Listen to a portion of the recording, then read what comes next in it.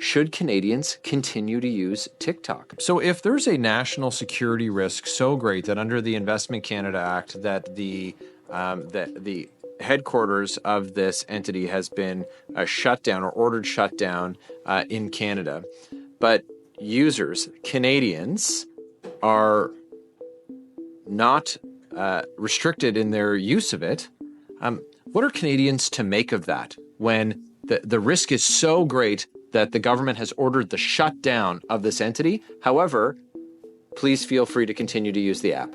Well, what's the message that Canadians should take away from that? Well, I can say from CSIS's perspective that we've been clear, as I have now, about the risks of the app itself. Okay, so if I can you be clear? Should Canadians continue to use TikTok?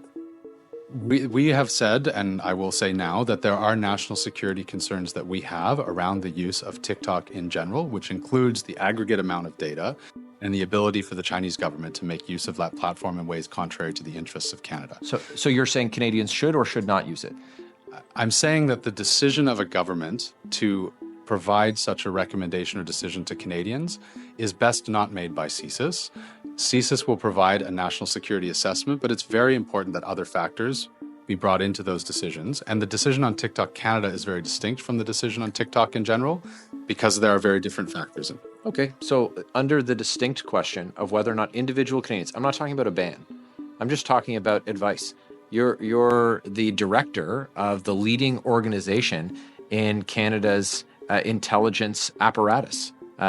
You are at the foremost of this and at the forefront of this, and though new in role, appointed to it because of your qualifications with extensive experience in the intelligence community in Canada.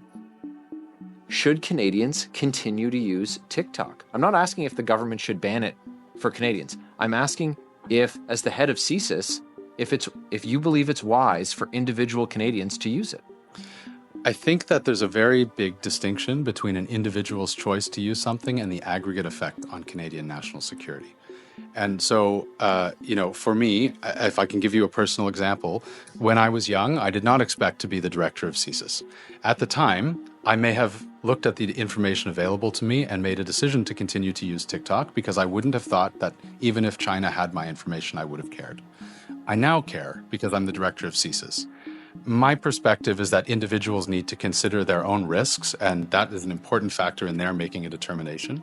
At this stage, I can't speak for government, but I can say there are risks that I hope Canadians consider when they personally decide whether to use TikTok or not.